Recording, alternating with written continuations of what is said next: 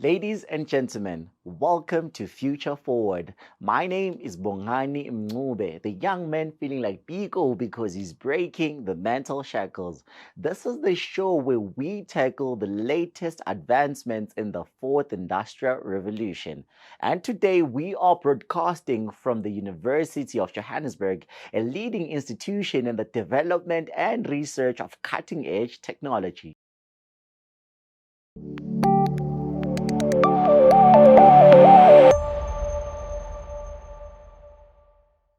The fourth industrial revolution is transforming the world around us, and UJ is at the forefront of this revolution. The university is committed in driving innovation and creating solutions that will reimagine the future.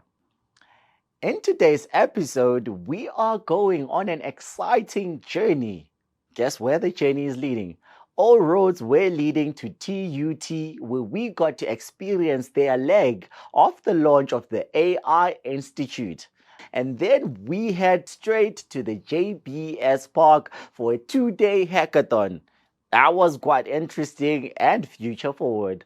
Without further ado, let's join Precious as UJ in partnership with TUT, the Department of Communication and Digital Technologies, launch the AI Institute. 10, 9, 8, 7, 6, 5, 4, 3, 2, 1.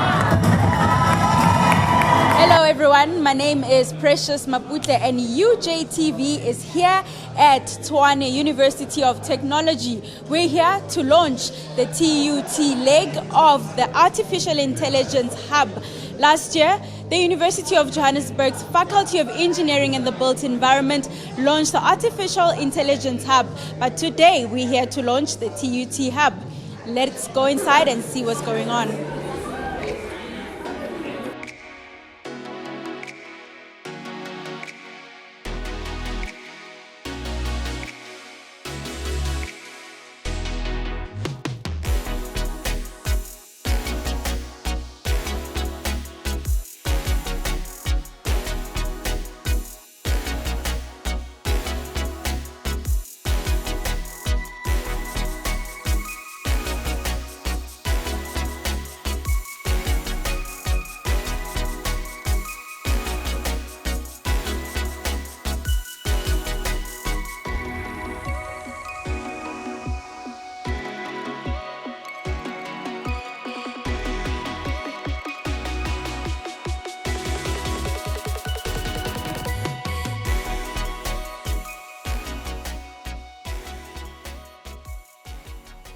All right, everybody, the Minister of the Department of Communications and Digital Innovations took interest in our recently launched electrical bus. Let's have a look at Pumi's interview with the Minister.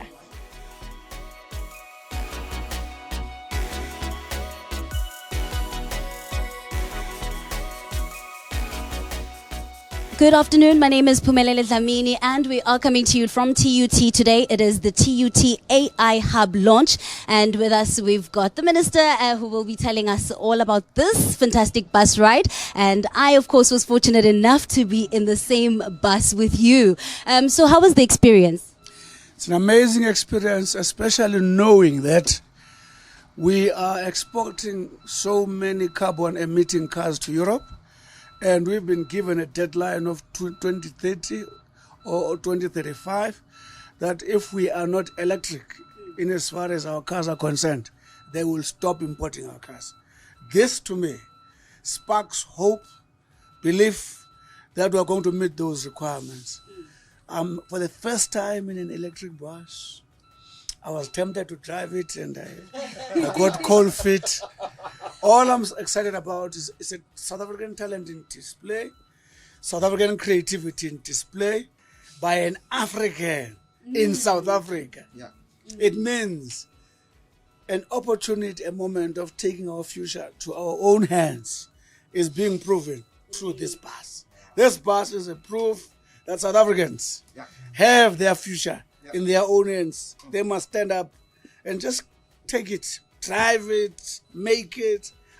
I'm just excited. So am I. Thank you so much for that. And just one last question, Minister, before we let you go. Do you think that this is practical and scalable to use, that is the bus, of course, as a form of public transportation at the moment? We expect the experts to advise us. If it's not scalable, the sooner they make it scalable, the better. Because failing to scale it is not an option. Thank you so much. And of course, we are still here at TUT where we'll be having more interviews.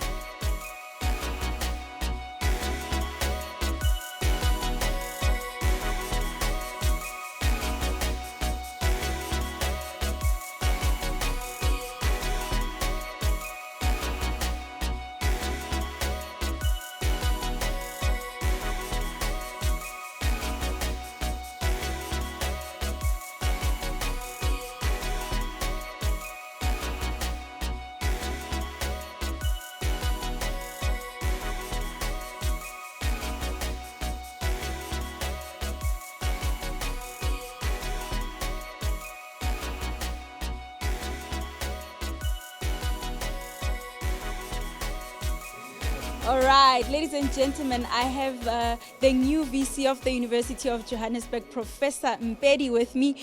Prof, now the minister commended the University of Johannesburg on this collaborative pursuit with the Tshwane University of Technology. So, Prof, just for our viewers who are not inside or didn't manage to attend the launch, can you just give a brief explanation of what the significance of this collaborative pursuit is? Many of our viewers will remember that last year in November we launched the AI Institute Hub at the University of Johannesburg's Johannesburg Business School, and that was in partnership with Tshwane University of Technology. Today we were launching the AI Hub at Tshwane University and also sharing what has been done to date. A lot of great work has been done to date, and you know, colleagues also shared about things that are in the pipeline. Personally, I'm amazed by the great work that is being done and the future prospects of this project. We also showcased a number of things that we are doing at UJ. We took the minister for a ride on our electric vehicle bus, and the minister was impressed. He did mention that it was the first time that he traveled on such a bus. So, ladies and gentlemen, there is a lot of talent in South Africa, and this partnership, you know, is going to unlock it and show South Africa, and the world that we can do it. You know, nobody will come and do it for us. The former Vice Chancellor, Professor Marwala, used to say, we were spectators in the previous revolutions. First Industrial Revolution, Second Industrial Revolution, Third Industrial Revolution. Now in the Fourth Industrial Revolution, we are going to be active players. And you can see it with what UJ is doing. You can see it with what Tshwane University of Technology is doing. So from my side, watch this space. All right, thank you so much, Prof. And just to bring it a little bit more home, what does it mean for a student or a prospect student at the University of Johannesburg or at the Tshwane University of Technology? What does it mean to be a prospect at an institution or at institutions rather that are driving, you know, technological, related technological innovations? What does it mean for just a grade 12, grade 11, grade 10? This says, you know, these guys are at the cutting edge of, you know, technology and all these developments. And it says the opportunities are limitless. We recently launched the 3D concrete printing project that prints an RDP house in 8 hours. And I looked at the master students that are part of this project and I was like, wow, these guys from here, they would go out there with this confidence. These are the guys that could start their own companies, that would be printing houses. And where else can one get such skills, you know, other than at UJ? These machines will need to be serviced. These are the guys that will learn those skills. I see limitless opportunities, you know, and the beauty of this type of hubs is that it opens that door for our students to dream bigger and bigger, even about things that we haven't thought of, because we are all about asking the right questions. And I see them coming to our universities, learning with us and going out there being problem solvers and being active participants in the Fourth Industrial Revolution. All right, that's perfect. Thank you so much for that informative engagement with our viewers. Ladies and gentlemen, there you have it. And in the words of the Vice Chancellor of TUT, 4IR is here. Feel it.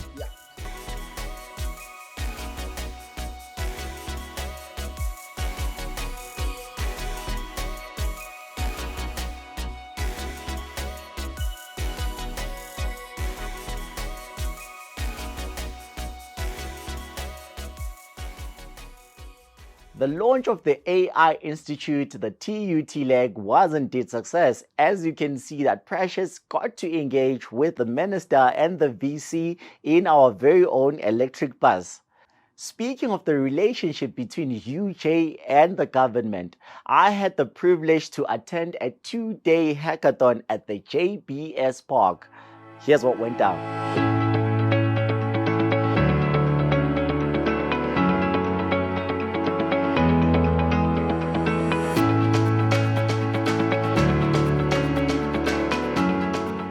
Hello UJTV viewers, and as you know, we always keep you on the loop with what's happening in relations to UJ. And today we are at the Johannesburg Business School attending the hackathon program, and I'm joined by one of the organizers, Professor Chidi. Prof, how are you doing? I'm very well, thank you. And how are you?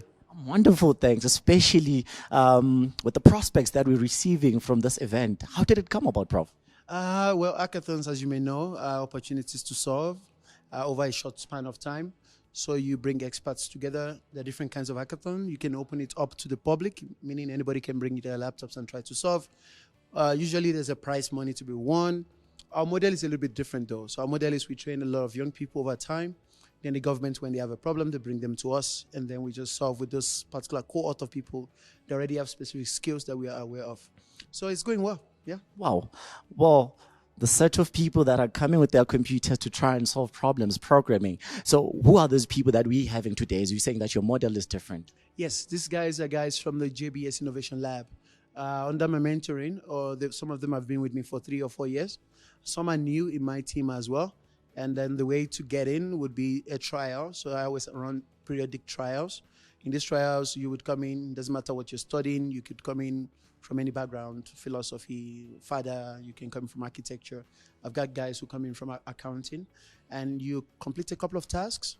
What we actually look for is just grit, ability to want to solve, interest, and ability to sit for a couple of hours and grind. So whoever has that, then we now give you the programming parts in small granular pieces, and over time you learn introduction, you learn algorithms first, you learn introduction to programming, using a language like Python.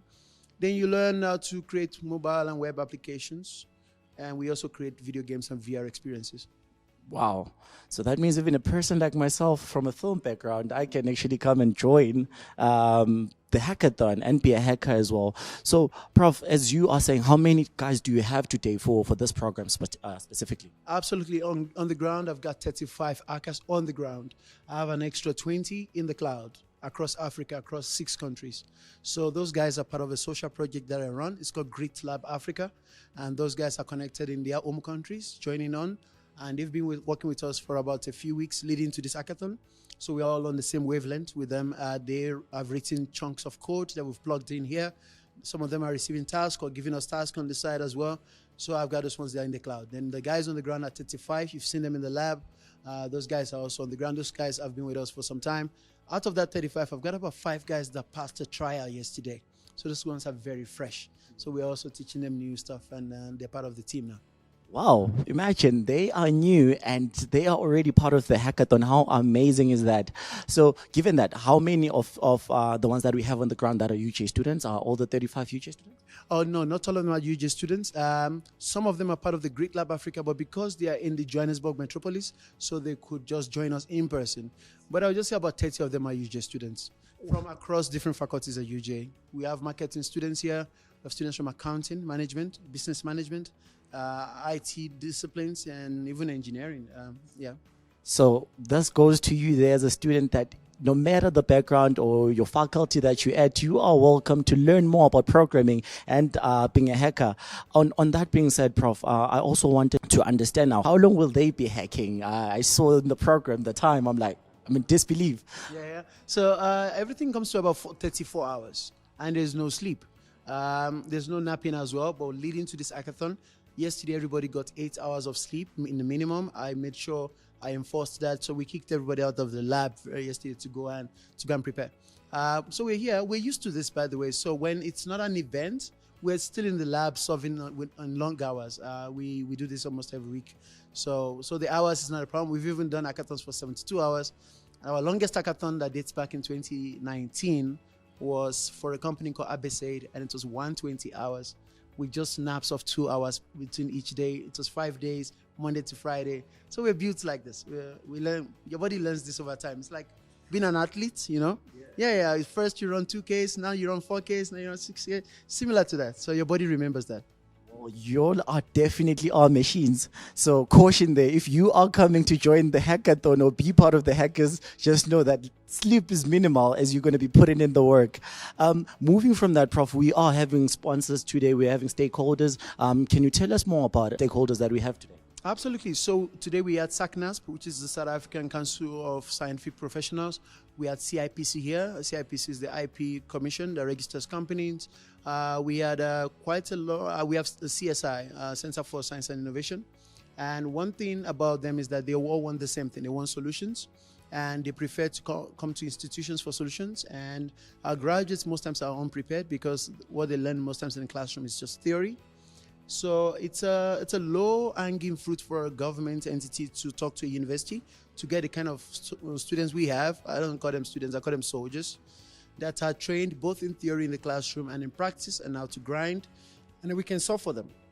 That's where everybody wins. And also it helps us to keep our students away from the streets, if you know what I mean, where they can waste too much time doing things that are not so productive. And indeed, they are productive here. As you are saying, they're coming in to solve African problems by Africans. So therefore, they understand what is within our communities. Given that, what is the future for AI in Africa, and where are you taking it as it stands? Absolutely. So we can see all fancy things in the media about AI, Africa, what investments we are making in terms of money. But if we leave the young people out, then it's going to be a big problem. Because then we teach AI in theory.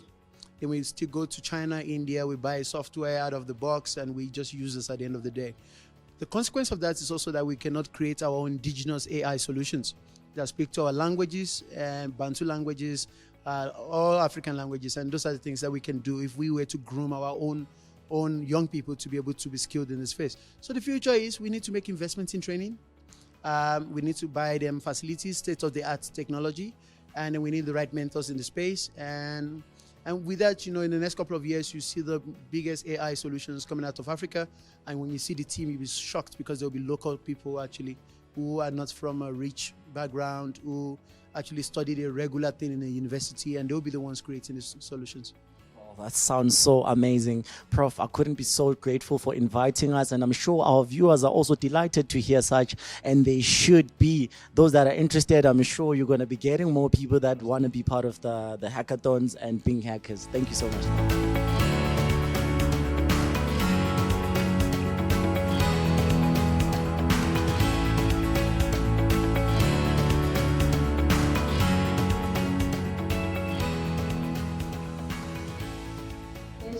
And a privilege to be here today as we host our 2-day innovation hackathon. Another collaboration between SACNASP, which is a registration and regulatory authority for natural science professionals in the country, and the University of Johannesburg Business School, particularly the Innovation Lab, known for producing futuristic technologies in the country. We look forward to this groundbreaking innovation, 2-day innovation hackathon, which is envisaged to demonstrate the benefits of this key collaboration between the two organizations, between UJBS and SACNASP, where a group of hackers led by none other than Professor Abejide, who's an expert in AI, will engage in this 2-day hackathon, which seeks to solve our problems at SACNASP and also develop innovative solutions for us.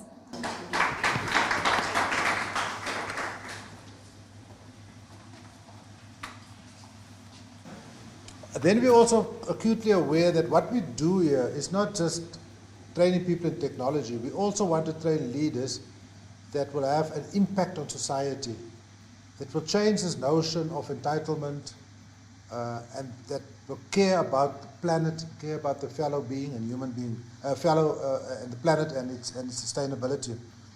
So last year we met with one of our clients and they told us the story about they advertised for 20 interns and they received more than 2,500 applicants. And this is from science, technical engineering, technical fields and engineering, STEM graduates.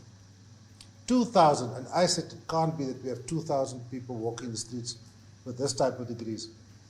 And we were debating how we can help. We made a few calls and two of our benefactors and philanthropists came forward and said they will assist. And we then took on a class at no cost to the students of 60 students that are unemployed graduates that are currently doing their PG dip with us in digital transformation. And when they graduate at the end of the year, they will graduate with AWS certification and other certification, and they will be walking straight into a job. Now, I know 60 out of 2,000 is almost like a drop in the ocean, but we would just want to illustrate that if everybody do a little bit, we can actually move mountains. So that is the ethos of the school. That's the way we make ourselves hopefully relevant to our country and to our young people. So moving the other right things that along, SACNAS being an entity of the Department of Science Innovation, I would like to call upon Mr. Beki Hadebe, who is the Director for High-End Skills at the Department of Science and Innovation. Thank you very much. To demonstrate to you that things can change and they change really quickly. But because I was coming to a business school, I wanted to at least look the part. Look the part, because I'm not gonna talk about the first industrial revolution, the second and the fourth. But there's this book. It's written by a professor of a business school in Harvard University.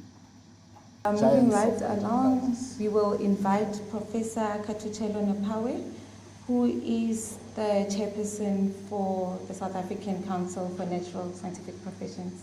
I got an invitation from Dr. Oboko to come and talk to the hackers. I was very skeptical whether I must bring my cell phone or any digital device in case I get hacked. It is a great honor as chairperson of SACNAS Council to stand before you today and deliver my remarks on these innovative partnerships to enhance government service delivery.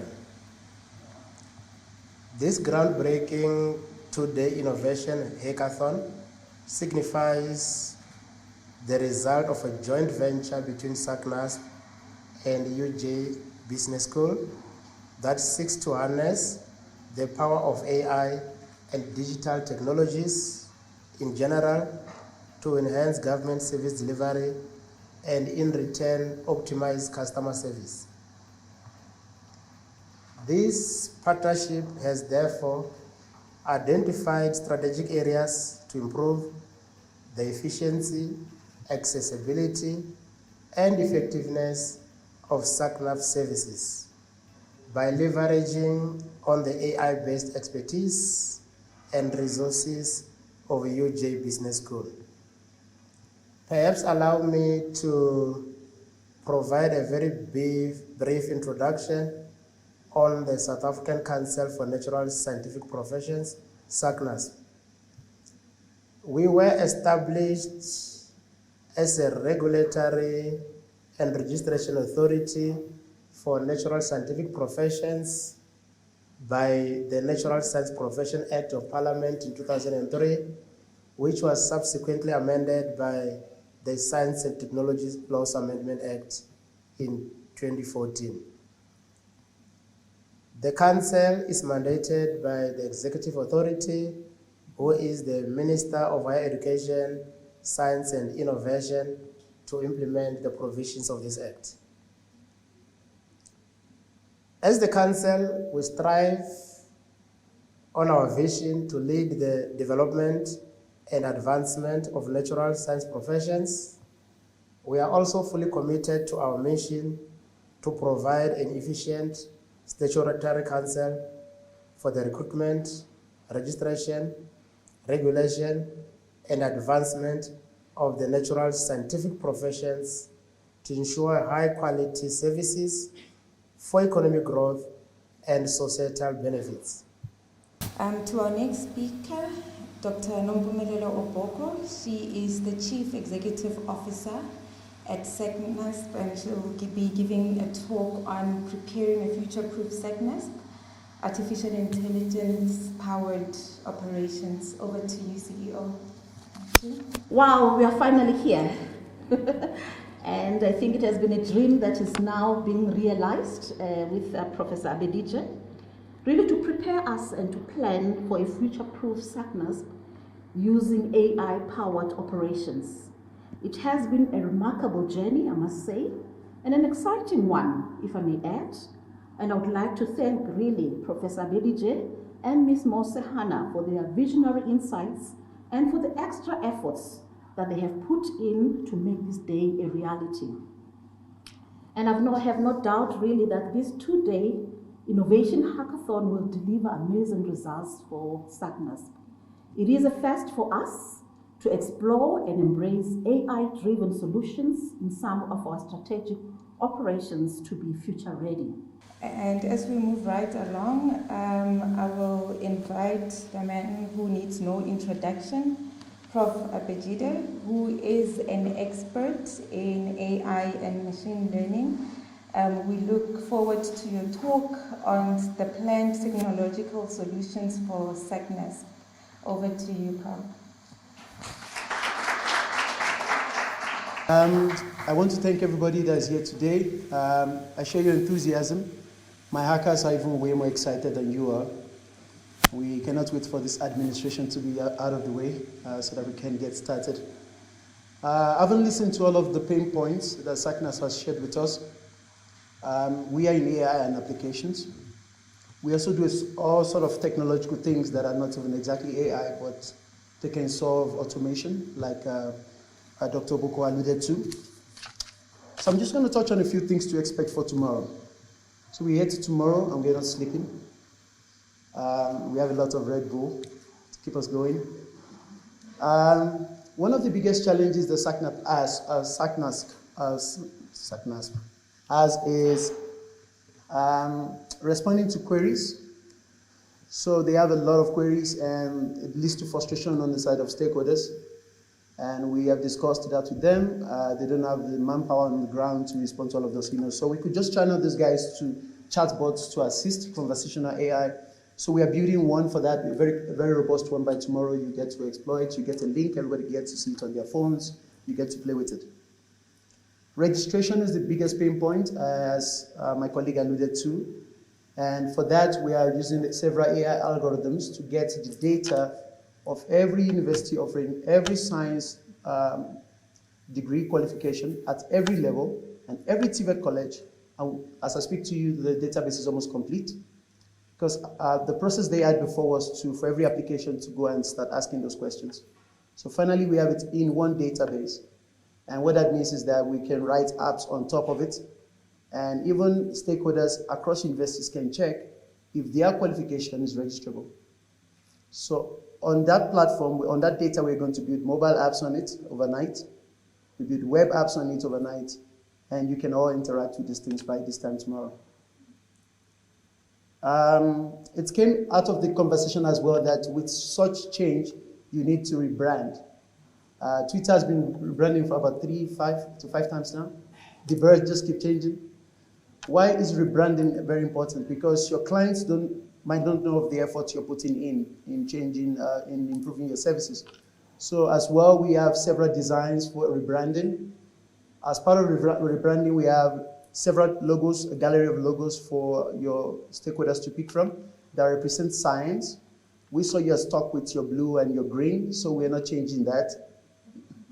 But then we have molecules in there. In some of the logos, we have plants, so you get to pick which one works for you. For each of these logos, we also create 3D models of them.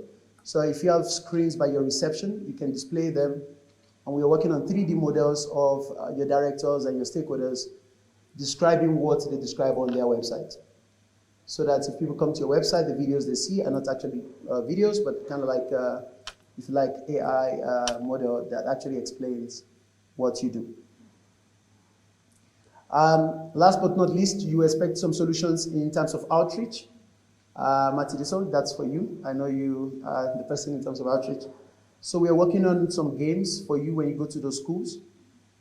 They will be 3D games. Some of them will be available in virtual reality. So these games, you can then give it to those young people in high school to play while you reach out to them. So we have some games. We have one for the mobile platform. It's very simple to use. That one is going to look like your Bubble Breaker or your Candy Crush. Doesn't require too much resources to play. Then the other one is a 3D immersive game, which we call Who Wants to Be a Billionaire in Science. But we're still working on the title anyway. But yeah, we're trying to stay away from the trademark of Who Wants to Be a Billionaire, you know. But you see that solution as well tomorrow. That one is also what we're busy with. Artificial Intelligence Institute, including the Innovation Lab, we know that we are the MIT of Africa. And we say that with high confidence. And with that, I would like to thank all of you for attending, and we hope that we engage and we support your future dreams with artificial intelligence. Thank you very much. Well, there you have it, viewers. We've had quite some fun. We learned a lot about producing solutions that will cater for Africans here at the hackathon. And of course, I chose to sleep. So my profession allows me to go home while I leave the hackers to do what they do best. It is a 2-day event, and they're going to code. They're going to produce these solutions for Africans by Africans. But for me, certainly can attest that it was an exciting journey. Moving from TUT's Slack of the AI Institute launch to the JBS Park, the 2-day hackathon. That was exciting. If you agree with me, sure do leave a like, a subscribe, and a comment. Well, that is all from our very first episode of The Future Forward. My name is Bongani, the young man feeling like Bigo because he's breaking the mental shackles. Please do make sure to catch us on the next episode on UJTV.